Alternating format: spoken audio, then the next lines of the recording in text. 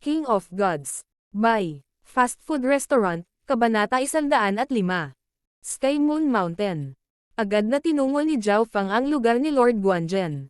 Nagkataon, nakatanggap siya ng balita mula sa kanyang mga lingkod na gustong makita siya ni Lord Guanzhen. Spiritual Martial Hall, sa loob ng isang silid ng aklat. Kumusta ang pagsubok nitong mga nakaraang araw? Tumaas ang mga inaasahan sa mga mata ni Lord Guanzhen. Nakita niya ang potensyal ni Zhao Fang bilang isang changeable body, kaya ang kanyang talento ay palaging hindi matatag. Ang pinakamababa ay kalahating espiritual na katawan at ang pinakamataas ay isang gitnang baitang espiritual na katawan.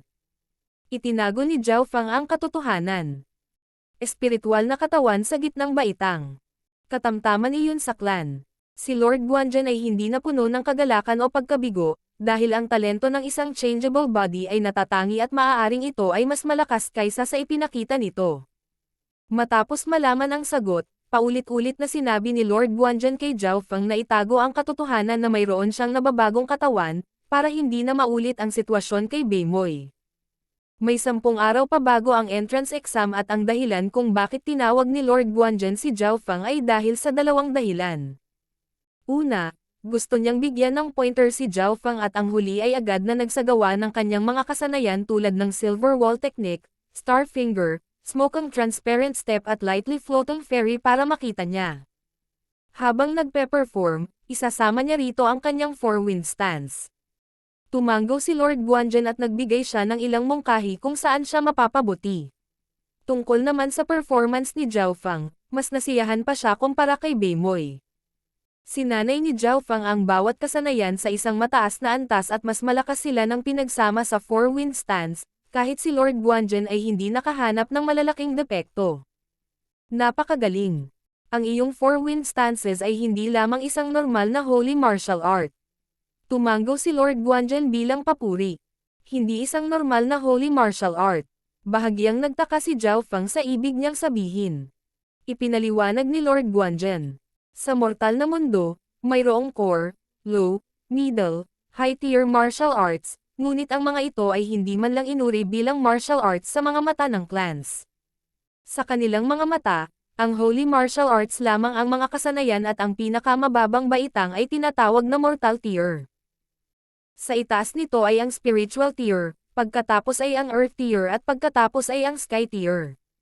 Sa mundo ng clans, ang isang holy martial art ay mortal tier lamang at iyon ang pinakamababang ranggo. Sa gitna ng mga kasanayang ito, ang mga kasanayan sa ranggo ng earth at sky ay nawala lahat. Nang malaman ang lahat ng ito, napagtanto ni Zhao Fang kung gaano kaunti ang alam niya.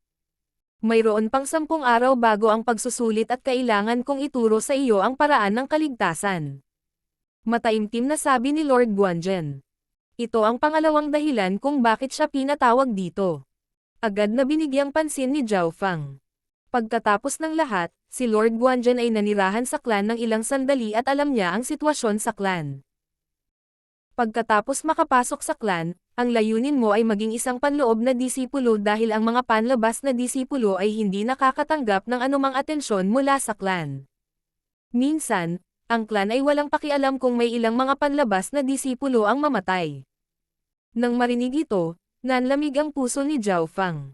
Hindi ka mahahawakan ng Haiyan Master ng ganoon kadali kung ikaw ay magiging isang panloob na disipulo.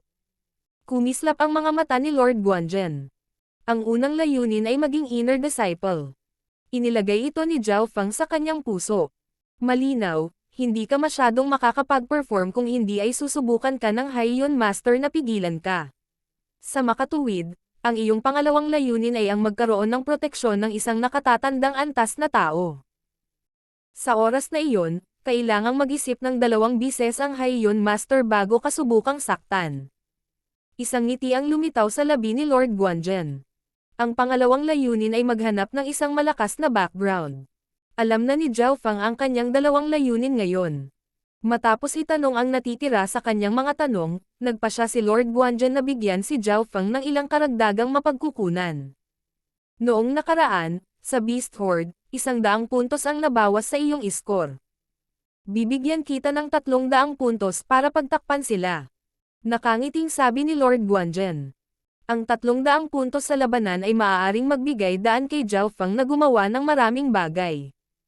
Ang mga battle point na ito ay maaaring palitan ng mga table tasks, gamot at kahit isang bag ng Golden Body Strength Eneng Powder. Agad nagpasalamat si Zhao Feng kay Lord Guanzhen, pagkatapos ay tumungo siya sa Treasury Hall para kumuha ng mga mapagkukunang pampalakas ng katawan. Napagtanto niya na wala nang natitira pang Golden Body Strength Eneng Powder, at ang bag na kinuha niya noong huli ay ang huling pakete. Walang magawa, kinailangan niyang ipagpalit ang kanyang mga puntos para sa ilang mababang uri na mapagkukunan na katulad ng Golden Body Strength Eneng Technique. Sa pagkakataong ito halos lahat ng mga bagay na pampalakas ng katawan ay naalis na sa Treasury Hall. Pagkatapos bumalik sa kanyang silid, nagpunta si Zhao Feng sa liblib na pagmumuni-muni at tumutok sa Silver Wall Technique. Makalipas ang 7 araw, ang kanyang Silver Wall Technique ay umabot na sa huling yugto ng ika-8 antas. Sa sandaling ito, ang kanyang katawan ay umabot na sa isang nakakatakot na antas, kaya niyang harapin ang mga magsasaka ng ika-9 na ranggo nang mag-isa lamang ang kanyang katawan. Ang lakas ko ay dapat nakatulad ni Beimoy bago siya umalis. Napaisip si Zhao Feng. Kumpiyansa siya na halos walang makakalaban niya sa Guanzhen Province City. May 3 araw na lang bago ang entrance exams ng clan. Sa wakas ay tinawag ni Lord Guanzhen ang kanyang 3 disipulo. Sina Zhao Feng, Yang Qingshan at Nan Gongfan. Iniskan ni Zhao Feng sina Nan Gongfan at Yang Qingshan at nalaman na ang dalawa ay hindi tumaas sa mga tuntunin ng paglilinang, ngunit ang aura na kanilang inilabas ngayon ay mas malakas. Master, aalis na ba tayo? Nagulat na tanong ni Nan Gongfan. Oo. Agad namang nagpaliwanag si Lord Guanzhen. Ang Sky Moon Mountain ay ilang libong milya ang layo mula rito at wala na tayong maraming oras na may lalaan. Nang marinig ito ay nanginig ang puso ng mga alagad. Noong araw na iyon, agad na ginamit ng 4 ang kanilang mga kasanayan sa bilis at lumabas ng Guanzhen Palace. Sa kanilang bilis, kaya nilang mag-sprint ng hanggang 2,000 milya sa isang araw, na mas mabilis pa sa kabayo. Isang gabi. Nakarating ang 4 sa isang bundok. Teng, teng, teng. Ang 4 ay lumundag sa hangin, na umaabot sa 20 metro sa bawat pagtalon. Nandito na tayo. Huminto si Lord Guanzhen at tumingin sa isang bundok na nababalot ng ambon. Sa ilalim ng liwanag ng buwan, isang mahinang malamig na liwanag ang nagmumula sa bundok na nagbibigay ng mahinang presyon. Ito ang Sky Moon Mountain. Tiningnan din ito ni Zhao Feng at ng dalawa pa at nabigla sila sa kanilang nakita. Ang kalapit na lugar ng bundok ay napuno ng mga bangin at mga bangin na ang ilan ay milya-milya ang haba. Ang isang cultivator na nasa ika-9 na ranggo ay halatang hindi makatawid sa bangin na ito, maging ang mga nasa Ascended Realm ay kailangang mag-ingat sa pagtawid. Ayan na ang pasukan. Kinuha ni Lord Guanzhen ang kanyang 3 alagad. Pagkatapos tumakbo ng 10-10 milya, lumitaw ang isang hugis na yun na landas na nag-uugnay patungo sa Sky Moon Mountain at sa pasukan ng landas, mayroong humigit kumulang 100 tao. Karamihan sa kanila ay mga kabataan na wala pang 18 taong gulang na may napakataas na talento at naghihintay na makapasok. Lord Guanzhen, dumating ka rin. Sumenya sa kanila ang isang matanda na may kulay bahaghari na buhok. Sa likod ng matanda ay may 3 kabataan, 2 lalaki at 1 babae. Ang 2 lalaki ay parehong nasa ika-7 ranggo at ang batang babae na 14 at 15 taong gulang, ay nasa ika-8 ranggo. Hahaha, Lord Kangtai, matagal na tayong hindi nagkikita. Tugon ni Lord Guanzhen. Ang matandang may bahaghari na ito ay si Lord Kangtai, ang Panginoon ng kalapit na lungsod ng probinsya na Beleng at may hawak na parehong posisyon bilang Lord Guanzhen. Parehong sinuri ng 2 master ang mga kabataang nakatayo sa likuran ng isa't isa. Ito ang apo ko, si Liu Yao. Ipinakilala ni Lord Kangtai ang dalaga sa likuran niya. Si Liu Yao ay mga 14 at 15 taong gulang, ngunit siya ay nasa ika-8 na ranggo na ibig sabihin ay siya ay napakatalino, at tinalo niya sina Nan Gongfan at Yang Qingshan noong sila ay kasing edad niya. Sa pasukan, mayroong 100 kabataan na karamihan ay nasa ika-7 ranggo ng mas mataas.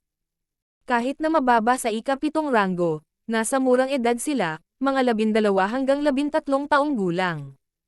Sa pagtingin sa mga kabataan na 12 hanggang 13 taong gulang at umabot na sa ika-6 na ranggo, hindi napigilan ni Zhao Feng na mapabuntong hininga. Nang bumalik siya sa Greenleaf Village, para siyang palaka sa balon.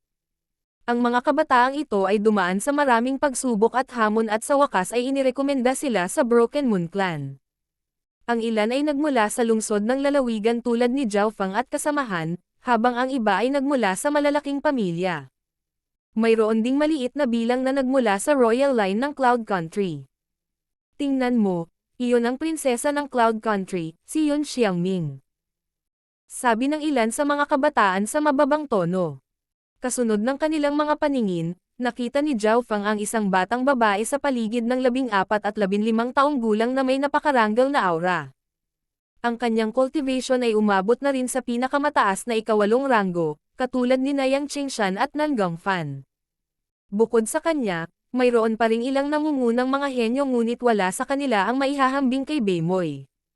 May isang tao sa ika-9 na ranggo, ngunit siya ay umabot sa 17 hanggang 18 taong gulang, mas matanda kaysa kay Beimoy. Lord Guanzhen, sino sa kanila si Beimoy? Kawili-wiling tumingin si Lord Kangtai sa tatlo. Nang marinig ang pagtaas ng pangalan ni Beimoy, medyo pangit ang ekspresyon ni Lord Guanzhen ngunit hindi niya ipinaliwanag kung ano ang nangyari kay Beimoy habang ipinakilala niya ang tatlo. Nakita ni Lord Kangtai na sa tatlong disipulo, si Zhao Feng ang pinuno. Ang kanyang apo na si Liu Yao ay tumingin ng kawili-wili kay Zhao Feng, ngunit si Zhao Feng ay casual na tumingin sa kanila, pagkatapos ay hindi na niya sila muling tiningnan. Dahil sa kanyang ugali, bahagyang umikot ang kilay ni Liu Yao. King of Gods, Kabanata 106. Pagpasok sa bundok, nakita ni Liu Yao ang casual na ugali ni Zhao Feng, tila walang ibang henyo ang maaaring pumasok sa kanyang mata. Kahit na tumingin siya sa mga cultivator ng ika-9 na ranggo, wala pa rin itong ekspresyon. Bahagyang kumunat ang mga kilay ni Liu Yao at hindi niya naitago ang pang-aalipusta sa kanyang mga mata. Ang mga henyong naruroon ay napakabata pa, sino man sa kanila ay mga kababalaghan sa kanilang orihinal na mga angkan, sekta, pamilya, at lahat sila ay lubos na nagtitiwala sa kanilang sarili. Sa wakas ay napagtanto ni Zhao Feng na ang kanyang ugali ay bahagyang nakakainis. Nakatuon lang siya kay Beimoy, ang iba ay hindi maaninag ang kanyang mga mata. Lord Guanzhen, anong uri ng espiritual na katawan mayroon ang iyong mga disipulo? Nagtataka na tanong ni Lord Kangtai. Nang marinig ito, isang mapanuksong ngiti ang lumitaw sa mga labi ni Nan Gongfan. Umiling si Lord Guanzhen. Karaniwan. Ayaw niyang pag-usapan ang tungkol sa talento ni Zhao Feng, ngunit ang kanyang reaksyon ay naging dahilan upang mas mausisa sina Lord Kangtai at Liu Yao. Hindi ako naniniwala na ang kanyang talento ay mas mahusay kaysa sa akin. Isang tiwala na tingin ang lumitaw sa mukha ni Liu Yao. Sa gabi, nagsimulang magdaldalan ang mga kabataan habang hinihintay nilang dumating ang araw. Paminsan-minsan, nakikipag-away ang ilang kabataan sa iba. Xiaosan, huwag mong isipin na matatalo mo kami dahil umabot ka sa ika-9 na ranggo. Mula sa di kalayuan ay narinig ang mga tunog ng pagtatalo. Ang bawat isa ay inikat ang kanilang mga ulo sa direksyon ng tunog at nakita nila ang isang itim na nakadamit na kabataan ng ika-9 na ranggo ay nakikipagtalo sa ilang iba pang mga kabataan. Ang nakaitim na kabataang nakadamit ay si Xiaosan, ang tanging ika-9 na ranggo na kabataang naruroon. Isang grupo ng mga mahihina. Malamig na tiningnan ni Xiaosan ang iba pang mga kabataan ng ika-7 at ika-8 ranggo. Nailabas ang kanyang aura na ika-9 na ranggo, dahilan para hindi makahinga ng maayos ang ibang mga kabataan. Ano ang kinatatakutan natin? Sama-sama tayong umatake. Dalawang kabataang nasa ika-8 ranggo ang sumugod kay Xiaosan mula sa kaliwa at kanan. Agad namang nag-away ang tatlo. Ang bawat kabataan dito ay nagsanay sa mataas na klase ng martial arts at sila ang pinakamataas na antas sa kanilang mga ranggo ng pananaw. Ang dalawang kabataan ng ika-8 ranggo ay maaari pang makalaban sa ika-9 na ranggo, ngunit si Xiaosan ay nagsanay ng bilis at nakakasakit na kasanayan na parehong holy martial arts at natalo niya ang dalawang kabataan sa ilang galaw lamang. Ang lakas ni Xiaosan ay medyo malapit sa kay Beimoy. Napaisip si Zhao Feng. 20 araw na ang nakalipas matapos umalis si Baymoy at mayroon siyang lakas na maihahambing sa isang half-holy martial artists noon. Ngayon ay nakapasok na siya sa clan, magiging mas malakas pa ba siya? Ang Xiaosan na ito ay nagmula sa pinakamalaking pamilya sa pag-iisa, ang pamilyang Xiao. Ang pamilyang ito ay nasa loob ng libu-libong taon at ang kanilang lakas ay hindi mas mahina kaysa sa isang lungsod ng lalawigan. Sabi ni Lord Guanzhen sa mababang tono. Ito ang unang pagkakataon na narinig ni Zhao Feng na may kapangyarihan sa Cloud Country na mas malakas kaysa sa Guanzhen Province City. Ngunit kahit na noon, ang mga pamilyang ito sa pag-iisa ay susubukan ang kanilang makakaya na ipadala ang kanilang nakababatang henerasyon sa mga clans. Plop, plop. Hindi nagtagal, binugbog ni Xiaosan ang dalawang kabataang nasa ikawalong ranggo. Hahaha. Unang beses pa lang akong darating sa pagsusulit. Tumawa ng malakas si Xiaosan. Unang lugar. Ang kanyang mga salita ay nagdulot ng awayan ng ibang mga henyo tulad ni Liu Yao at Prinsesa Yon Xiang. May limitadong bilang ng mga lugar para sa mga gustong pumasok sa clan. Ayon sa alam ni Zhao Feng, mayroong kabuuang 3 pagsusulit at isang marka ang ibinigay para sa bawat pagsusulit. Ang isang ranggo ay ibibigay alinsunod sa kanilang mga marka na kabuuan, ang nangungunang 20 lamang ang tatanggapin. Halimbawa, kung gusto ng Broken Moon Clan na kumuha ng 20 disipulo, kukunin lang nila ang 20-20. Ang mas mataas na ranggo ay ang pinakamalaking kalamangan na mayroon sila dahil mas mataas ang tsansa nilang makuha ng mataas na antas ng clan. Kinausap ni Lord Guanzhen si Zhao Feng at ang iba patungkol dito at ngayon, si Xiaosan ay nagpuntirya sa unang pwesto na ikinairita ng iba. Malinaw, wala ni isa sa kanila ang humamon sa kanya dahil si Xiaosan ang may pinakamataas na cultivation at ang clan ay sumubok sa talento, lakas at enlightenment.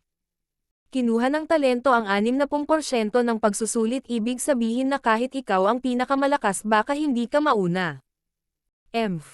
Ang talento ang pinakamahalaga. Tama iyan. Kahit gaano ka pa katatag ngayon, malalampasan ka pa rin dahil sa kakulangan ng talento. Sinabi ito ng ibang mga kabataan ngunit wala ni isa sa kanila ang humamon sa kanya.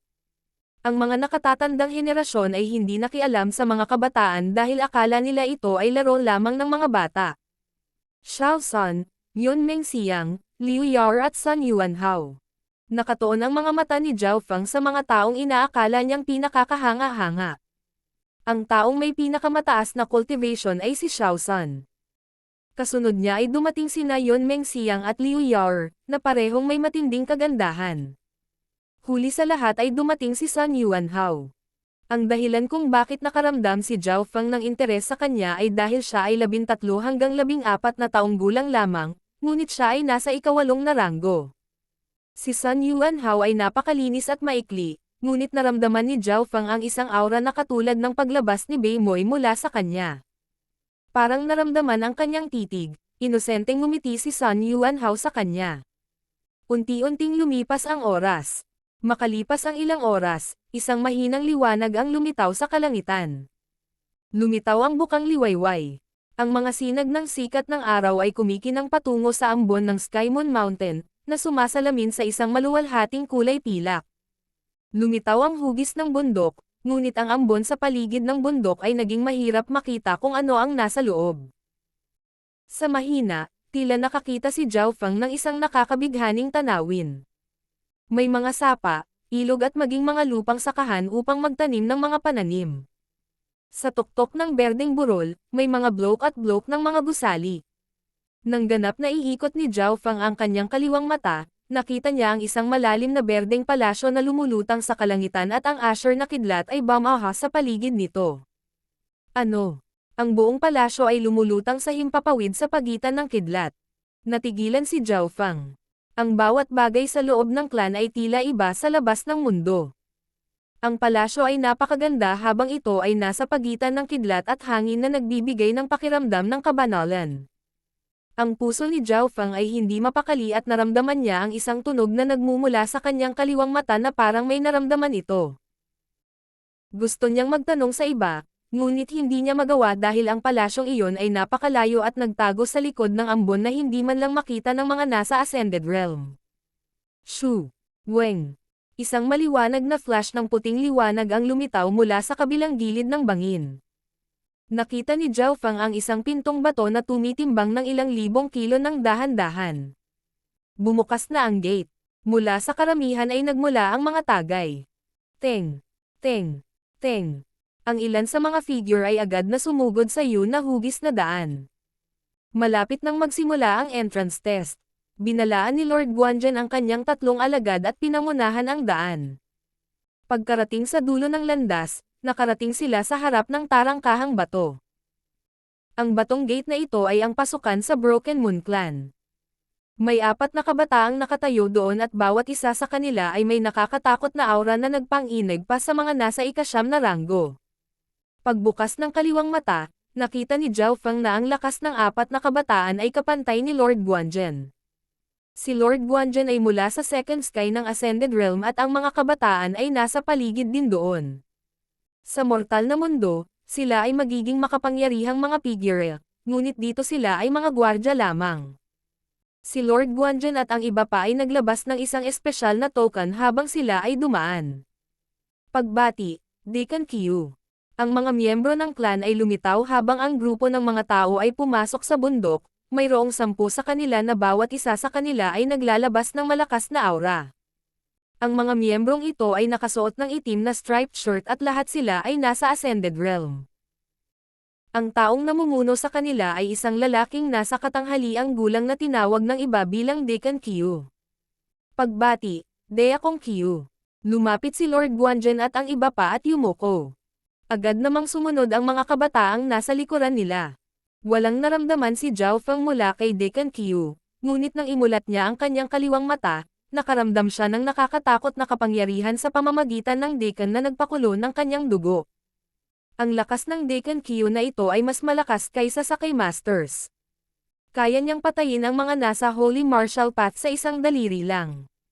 Agad na nagpag-aralan si Zhao Feng at ipinikit niya ang kakayahan ng kanyang kaliwang mata dahil natatakot siyang matagpuan ng kalaban. Lahat ay sumunod sa akin. Inilibot ng mga mata ni Deacon Qiu ang mga taong naruroon na para bang nakatingin siya sa mga langgam. Hindi nagtagal, dumating ang grupo sa harap ng isang malaking batong entablado. Sa entablado, mayroong isang sinag na kristal na 10 metro ang taas at kalahating metro ang lapad at kumikinang sa ilalim ng sikat ng araw. Ang unang pagsubok na Spiritual Sky Beam, lahat ay darating at kunin ang iyong mga numero. Inutusan ni Deacon Qiu ang mga nakatatandang henerasyon na kunin ang mga kabataan at irehistro ang mga kolektahin ang kanilang mga numero. Zhao Feng, numero 49. Yang Qingshan, numero 50. Matapos kunin ang kani-kanilang plate number, nakita ni Zhao Feng ang ilang mga disipulo na dumating para manood.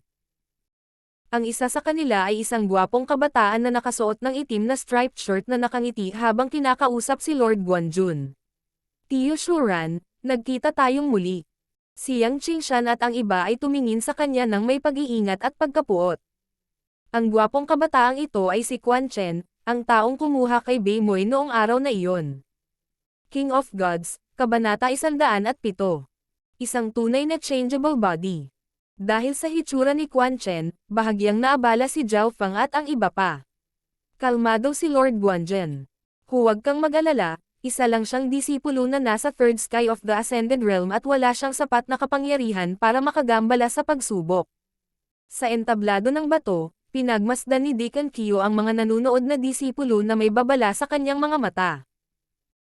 Ang mga disipulong ito ay tila natigilan ng kidlat at agad silang umatras sa isang tiyak na distansya at tumahimik. Maging si Quan Chen ay ginawa iyon, tila natatakot din siya kay Deacon Qiu. Sa Broken Moon Clan, ang Deacon na antas ay nasa gitnang antas na. Hindi lamang sila nagkaroon ng mataas na awtoridad, sila rin ay nasa Ascended Realm. Ang unang pagsubok na Spiritual Sky Beam ay sumusubok sa iyong talento. Nakikita mo ba ang kristal na bilog na sinag? Iyan ang mga gamit na ginagamit para sukatin ang iyong talento. Pakilala ni Lord Guanzhen. Si Zhao Feng at ang dalawa pa ay lumingon patungo sa crystal beam na 5 metro ang taas. Ito ay katulad ng kristal na bola na ibinigay noon, ngunit ito ay mas maganda. Hindi nagtagal, Natanggap na ng mga kabataan ang kanilang mga plate number, kung saan nakalagay ang kanilang simpleng impormasyon. Magsisimula na ang unang pagsubok na Spiritual Skybeam. Unang bilang, Zhang Junchen. Isang alagad ang nagpahayag. Sa entablado, si Deacon Qiu ay nakaupo sa kanyang upuan habang ang mga lalaking nasa ilalim niya ay gumagawa ng lahat ng trabaho.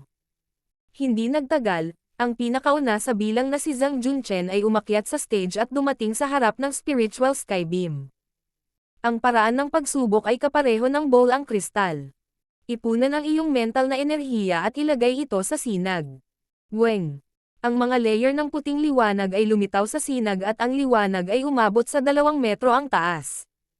Ang buong Spiritual Skybeam ay 5 metro ang taas, ang unang 4 na 0.5 metro ay nangangahulugan ng mortal body.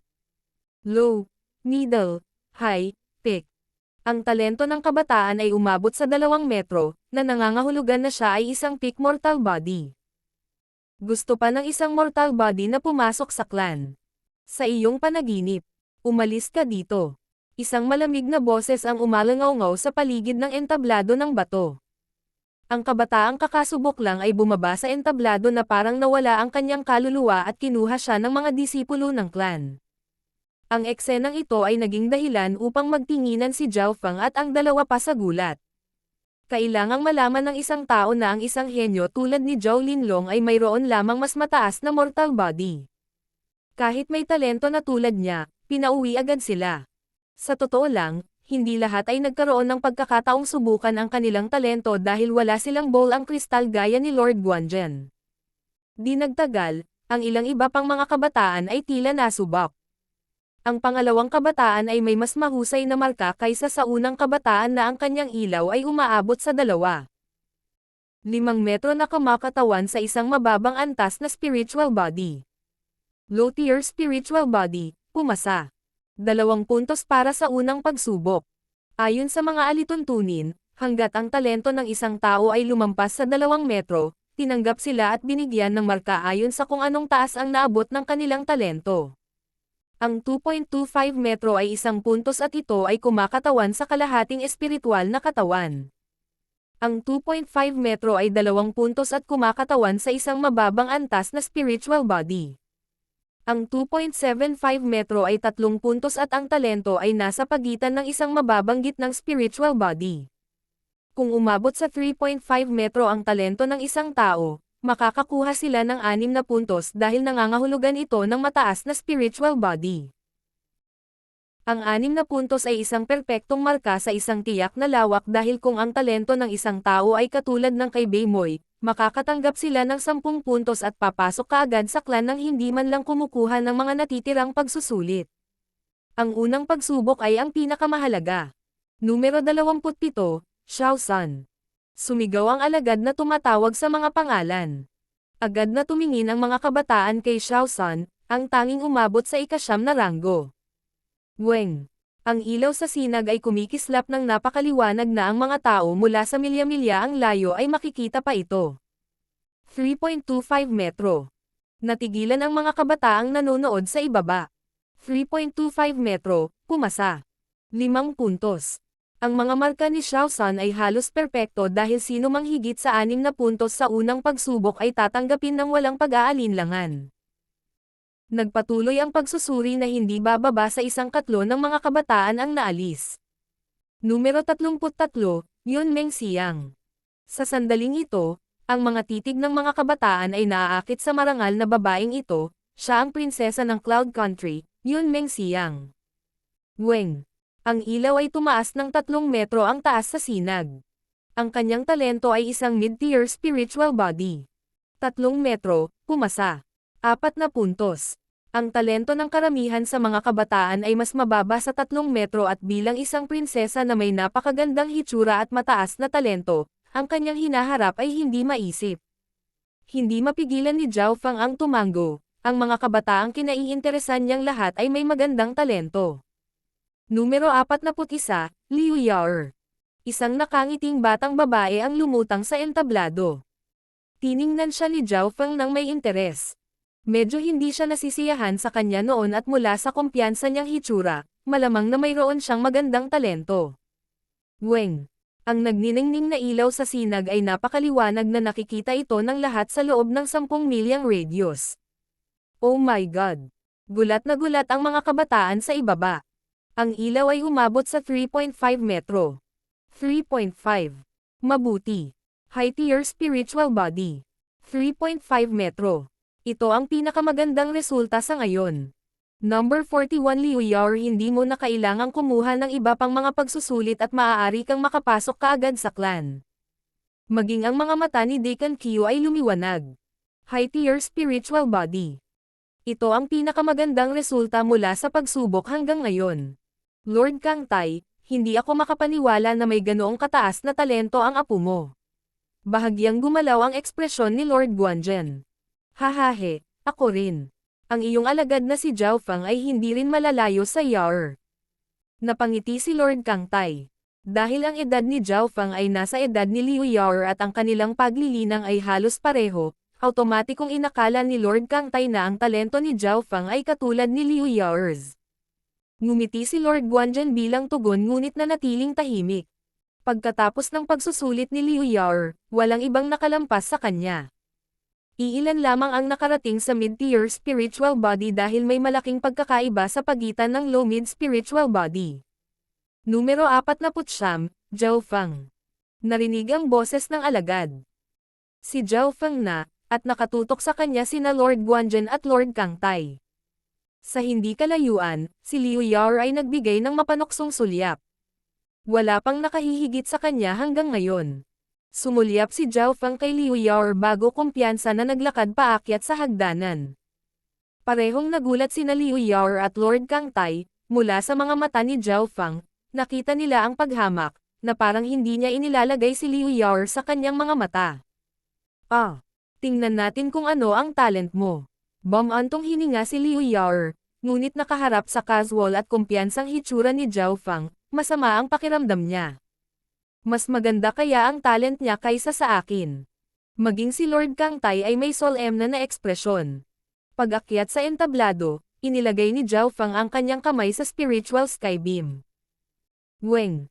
Ang ilaw sa sinag ay tumaas ng hanggang 1 metro bago bahagyang nanginginig pagkatapos ay bumilis ng hanggang 2.5 metro.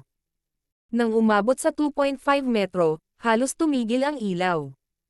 Naramdaman ni Zhao Feng ang pagkibot ng kanyang kaliwang mata, ngunit hindi niya ito binuksan kung hindi ay madaling umabot sa 4 na metro ang liwanag. Nitong mga nakaraang araw, nagsasanay siya para kontrolin kung gaano karaming talento ang ipinakita niya sa pamamagitan ng pagsubok nito gamit ang bowl ang kristal. 2.5 meters, low tier spiritual body, pumasa. 3 puntos. Ang kanyang marka para sa unang yugto ay inihayag. Ang talento ni Zhao Feng ay napaka-normal at hindi siya nakakuha ng mata ng sinuman. Isang mababang baitang espiritual na katawan. Hahaha. Si Liu Yao ay nanunuya kay Zhao Feng. Sabay-sabay na nagpakawala ng hininga si Lord Kang Tai at ang kanyang dalawa. Ang lolo at apo ay natakot dahil sa kumpiyansa na hitsura ni Zhao Feng. Si Zhao Feng ay lumabas ng stage at mapaglarong tumingin kay Liu Yao. Ang mabahong brat na ito ay sinusubukang maging cool. Sa sobrang galit ni Liu Yao ay nagsimula siyang manginig at sa wakas, napagtanto niya na pinaglaruan siya ni Zhao Feng. Wala ring masabi si Lord Kang Tai, naisip niya na si Zhao Feng ay may pinakamataas na talento dahil sa pananahimik ni Lord Guanzhen noon. Si Quan Chen na nanonood din ay ngumiti ng pang-aalipusta. Low tier spiritual body. Ang mga katulad niya ay hindi man lang palakihin ng maayos ng clan. Siya ay nakatadhana na nasa ilalim ng clan. Kahit si Quan Chen ay hindi man lang inilagay ang talento ni Zhao Feng sa kanyang mga mata, kaya paano ang isang elder? Nagpatuloy ang pagsusuri at ang pagganap ni Zhao Feng ay hindi nakakuha ng atensyon ng sinuman. Nagpakawala rin ng hininga si Lord Guanzhen, naging matagumpay ang unang hakbang ng plano. Sina Yang Qingshan at Nan Gongfan ay parehong umakyat upang subukan at ang kanilang mga talento ay 3 metro at 2.75 metro ayon sa pagkakabanggit. Hindi inisip ni Zhao Feng na si Yang Qingshan ay magkakaroon ng middle tier na spiritual body at si Nan Gongfan ay nasa pagitan ng low at middle tier. Middle tier spiritual body. Hindi masama, ngunit halos imposibleng banta si Master. Mukhang kailangan nating bigyang pansin itong Yang Qingshan. Nakuha ng atensyon ni Yang Qingshan ang atensyon ni Quan Chen, ngunit ang huli ay mayroon pa ring walang pakialam na saloobin. Pagkatapos na ang unang yugto. Numero 72, Sun Yunhao. Nakuha ng pangalan ang atensyon ni Zhao Feng. Isang kabataang 13 hanggang 14 na taong gulang ang lumakad sa entablado. Siya ay mas bata pa kay Zhao Feng, ngunit siya ay nasa ika-8 ranggo ng martial path. Ang kanyang potensyal ay nakakuha pa ng mata ni Deacon Qiu. Sabik na inilagay ni Sun Yunhao ang kanyang kamay sa spiritual sky beam. Weng. Huminto ang ilaw nang umabot sa 1.25 metro o higit pa. Bahagyang nagulat ang mga taong nanunood dahil naabot ni Sun Yunhao ang napakataas na antas ng cultivation sa kanyang edad. Weng. Weng. Ang ilaw sa spiritual sky beam ay biglang tumaas at bumaba at ito ay lubhang hindi matatag. Biglang tumalon ang liwanag na may taas na 1.25 metro sa 2.5 metro pagkatapos ay bumagsak pabalik sa 1 metro. Kakaiba. Dahil sa eksenang ito, naalala ni Zhao Feng ang sitwasyon ni Zhao Yufei noong sinubukan niya ang kanyang talento sa bowl ang kristal dahil ang sitwasyon noon ay lubhang hindi matatag din. Ngunit sa pagkakataong ito, sinusubok nila ang spiritual sky beam na mas binuo. Weng.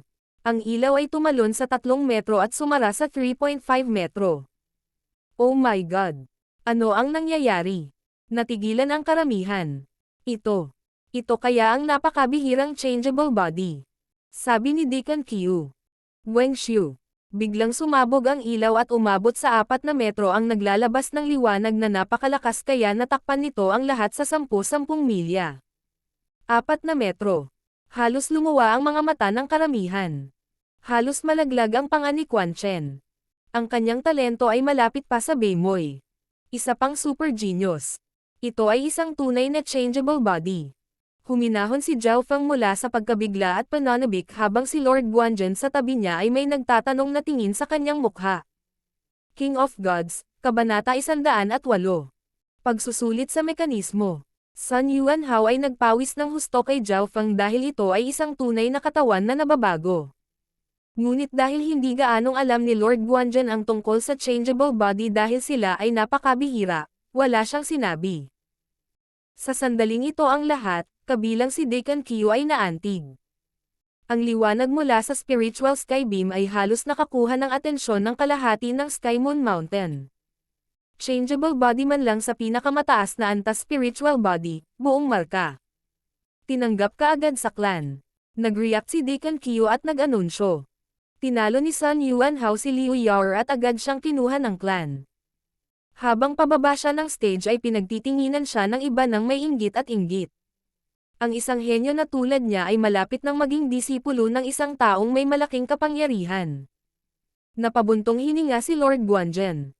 Kapag nakikita niya si Sun Yuanhao, maiisip niya si Beimoy at sa makatuwid ang kanyang kalooban ay nalulumbay.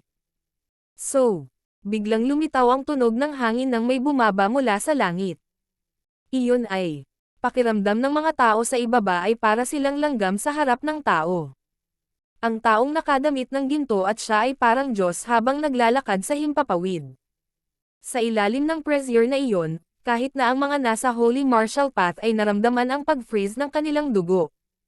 Nakita ng kaliwang mata ni Zhao Feng ang isang lalaking nakasuot ng ginto na lumipad sa himpapawid. Lumilipad. Hindi kailanman naisip ni Zhao Feng na ang mga magsasaka ay maaaring lumipad dahil ang paglipad ay isang alamat lamang. Pagbati Elder Zhu. Bulalas ni Deacon Qiu habang pinupunasan niya ang pawis sa kanyang noo at yumoko patungo sa lalaking nakasuot ng gintong damit. Hua! Sabay-sabay na yumoko ang ibang mga disipulo. Ang nakadamit na gintong elder ay nakatayo sa himpapawid at pinagmasdan ang mga disipulo na parang isang Diyos. Sa hindi kalayuan, ang mukha ni Quan Chen ay maputlang puti at nanginginig. Ang lalaking nasa harapan nila ay isang elder na may hawak ng higit na kapangyarihan kaysa sa Haiyan Master. Shua! Sa isang iglap ng ginto, ang nakadamit na gintong elder ay lumitaw sa harap ni Sun Yuanhao. Ha ha ha ha! Changeable body! Gusto ko lang kumuha ng disipulo, mukhang maswerte ako. Ini-inspection ni Elder Zhu si Sun Yuanhao ng may kagalakan. Sun Yuanhao. Handa ka bang kunin ang elder na ito bilang iyong master? Ayon sa mga patakaran, kung gagawin mo, maaari kang maging isang panloob na disipulo kaagad. Sinabi sa kanya ni Deacon Q. Sa ilalim ng naiinggit na mga titig, si Sun Yuanhao ay tumanggaw ng may kaba. Payag ang disipulong ito. Tumawa si Elder Zhou, hinawakan siya sa kamay at naging gold blur nang mawala siya sa kailaliman ng bundok. Pagkatapos ng maliit na interference na ito, ang unang pagsubok na spiritual skybeam ay magtatapos na. Sa isip ni Zhao Fang, ang imahe ng elder na lumilipad ay tumagal doon at hindi siya mapakali. Iyon ay isang tao sa true spirit realm, mayroon silang kakayahang lumipad sa maikling panahon at kontrolin ang hindi maisip na kapangyarihan. Napabuntong hininga si Lord Guanzhen nang lumitaw ang paggalang at pananabik sa kanyang mga mata. Sa ilalim ng True Spirit Realm ay ang Ascended Realm at ang huli ay mayroong 7 skies. Ang 7 skies ay nangangahulugan ng 7 pagbabago sa bawat pagbabago na nagbibigay sa cultivator ng hindi kapani-paniwalang kapangyarihan.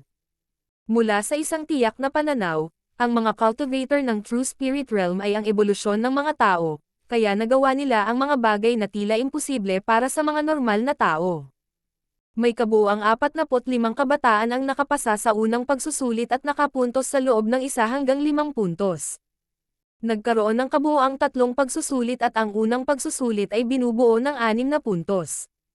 Kung ang isang tao ay umabot sa pinakamataas na marka, sila ay tinanggap kaagad sa clan. Ang susunod na 2 pagsubok ay ang Mechanism Test at 9 Picture Array Test na nagbibigay ng maximum na 2 puntos bawat isa. Sinabi ni Lord Guanzhen sa kanyang mga alagad ngunit sinabi niya sa partikular si Zhao Fang dahil nakakuha lamang siya ng 2 puntos sa pagsusulit sa Spiritual Skybeam at ang susunod na 2 pagsusulit ay nagdagdag lamang upang magbigay ng kabuuan ng 4. Kung ang kanyang marka ay masyadong mababa, maaari niyang hindi dadalhin sa clan. Naiintindihan ko. Alam ni Zhao Fang kung ano ang gagawin. Sundan niyo ako sa mechanism test. Pinangunahan ni Deacon Q ang grupo ng mga tao sa isang landas na may lapad na 1.5 metro. Sa magkabilang gilid, may 2 bundok at meron ginawa ng tao ang mga kuweba sa kanila. Ito ba ang mechanism test? Pagkatapos na pumasok sa mechanism path, kailangan mong pumatay ng mga mekanikong hayop na may parehong antas ng paglilinang gaya mo. Makakakuha ka ng 1 puntos para sa pagpatay ng 2 at 2 puntos para sa pagpatay ng 4 o higit pa. Anunsyo ni Deacon Q. Sa totoo lang, nakatanggap na si Zhao Fang ng impormasyon mula kay Lord Guanzhen. Numero 3, Wu Dan. Isang alagad ang tumawag. Teng. Isang kabataang nasa ika-7 ranggo ang pumasok sa loob at naglakad papunta sa landas. Huang. Isang purong itim na mekanikal na hayop ang lumabas mula sa isa sa mga kuweba. Ang hugis nito ay katulad ng sa tao at may hawak itong karit na tumatagos patungo sa kabataan. Pang! Nagsagupaan ang kabataan at mekanikal na hayop, ngunit agad na nagbago ang ekspresyon ng mga kabataan nang siya ay umatras. Ang lakas ng mekanikal na hayop ay nasa ika-7 ranggo, ngunit ang depensa at opensa nito ay mas malakas kaysa sa ika-7 ranggo. Nangangahulugan din ito na ang mga mekanikal na hayop ay mga elite sa kanilang hanay. Ginamit ng kabataan ang lahat ng kanyang kapangyarihan at sa wakas ay naibagsak niya ang halimaw. Huang! Huang! Gumawa pa siya ng ilang hakbang at lumitaw ang 2 mekanikal na hayop mula sa mga kalapit na kuweba. Hindi maganda. Kapansin-pansing nagbago ang ekspresyon ng binata habang sinubukan niyang labanan ang mga halimaw sa parehong oras. Sa paglipas ng panahon, may ilang mga halimaw na lumabas mula sa mga kuweba ngunit hindi sila mabilis. Kaya naman nakapatay ng isa ang kabataan dahil sa bilis nito. 1 puntos para sa pagpatay sa 2 halimaw. Inihayag ng alagad. Pagkatapos nito, ang ilan pang mga henyo ay umakyat at nakipaglaban sa mekanikal na hayop. Karamihan sa kanila ay nakapatay ng 1 o 2, ngunit napakahirap pumatay ng 4 o higit pa. Ang depensa ng mga mekanikal na hayop ay napakalakas. Nakita ng kaliwang mata ni Zhao Fang ang sitwasyon. Maging si Xiao San, na nasa ika-9 na ranggo, ay nakaramdam ng pressure habang nakaharap niya ang mga mechanical beast na nasa ika-9 na ranggo. Kung mas mataas ang cultivation ng isang tao, mas malakas ang mga hayop na lumitaw, kaya kinailangan ni Xiao San na harapin ang mga hayop na nasa ika-9 na ranggo. Sa wakas ay nagawa niyang pumatay ng 3 hayop at nakakuha ng 1.5 puntos. Napakababa lamang ng mga kabataan ang nakakuha ng 2 puntos. Ang 2 puntos ay isang perpektong marka sa ikalawang pagsusulit, ngunit ito ba ay madaling makuha? Kailangan ng isa na pumatay ng 4 na elite ng parehong ranggo at kung minsan ay humaharap ng higit pa sa parehong oras. Numero 49, Zhao Feng. Tumunog ang boses ng mga alagad. Nagbabala si Lord Guanzhen. Mababa ang iyong marka para sa unang pagsusulit, kaya dapat kang makakuha ng buong marka para sa pagsusulit na ito. Ang clan ay nagbigay ng kahalagahan sa talento, sa makatuwid si Quan Chen at ang iba pang mga disipulo ay umalis na. Sa kanilang mga mata, talento ang nagpasya sa hinaharap kaya ang susunod na 2 pagsubok ay hindi mahalaga. Teng. Ang figure ni Zhao Feng ay tumungo sa daanan ng mekanismo. Huang. Maya-maya ay lumitaw ang isang halimaw mula sa isang kuweba sa malapit. Starfinger. Flowing Wind Stance. Agad na napapikit ang figure ni Zhao Feng sa halimaw at bahagyang gumalaw ang kanyang katawan sa gilid upang iwasan ang mekanikal na pag-atake ng mga hayop. Tong. Ang asher niyang daliri ay tumama sa punto kung saan magkadugtong ang 2 bahagi. Plop. Agad na nahulog ang brasong may hawak ng sandata. Ang gayong mga reflexes at katumpakan ay nagpatigil sa iba. Tong. Tong. Tong. Pagkatapos ay agad na nagpaputok ng isa pang daliri si Zhao Feng na tila mga paputok. Sa ilang paghinga lamang, ang mga braso at binti ay pinutol ni Zhao Feng at ang mekanikal na hayop ay nahulog sa lupa. Anong katumpakan at bilis? Pinaglalaroan lang niya ang mechanical beast. Hindi napigilan ni Lord Kang Tai na mapabuntong hininga at tumingin kay Zhao Feng sa isang bagong liwanag. Ang mga kasanayan sa daliri ni Zhao Feng ay parehong tumpak at malakas. Huang. Huang. Hindi nagtagal, lumitaw ang 2 pang halimaw mula sa mga kalapit na kuweba. Starfinger. Flowing Wind Stance. Smoke Transparent Step. Ang figure ni Zhao Feng ay parang multo na tumalon sa harap ng 2 mekanikal na hayop. Hung. Pagkatapos ng ilang paghinga, ang isa sa mga hayop ay pinutol ni Zhao Feng sa 8 piraso. At tulad ng ginawa niya, lumitaw ang 3 iba pang mga hayop na nagsasama-sama ng hanggang 4 na hayop, na lumapit kay Zhao Feng. Ito ay kapareho ng 4 na hayop na malapit sa ika-9 na ranggo na may matinding depensa na lumalapit kay Zhao Feng. Sa ilalim ng sitwasyong ito, hindi maraming kabataan ang makakayanan ito. One-line Starfinger. Tornado Stance. Isang malamig na liwanag ang sumilay sa mga mata ni Zhao Feng habang inilalabas niya ang kanyang daliri, na isang malawak na hanay na inaatake. Ang Tornado Stance ay isang kasanayan na maaaring magpapataas ng pinsala at lugar ng pag-atake. Hung. Ang daliri ay diretsyong tumusok sa kung saan naruroon ang puso ng hayop. Mahirap isipin kung anong uri ng kapangyarihan ang kakailanganin upang agad na mapatay ang isang mekanikal na hayop. Kailangang malaman ng isa na ang depensa ng mga makinang ito ay nasa ika-9 na ranggo. Boom! Boom! Boom! Agad na pumutok si Zhao Feng ng 3 pang daliri at bawat daliri ay madaling tumusok sa katawan ng mekanikal na hayop. Plop! Plop! Baam! Ang iba pang 3 hayop ay nawasak na lahat ni Zhao Feng sa isang galaw at sila ay nakahiga sa sahig na hindi gumagalaw. Sa isang sandali, si Zhao Feng ay nag-alaga ng 5 halimaw, naiwan ang isang grupo ng mga nalilitong kabataan.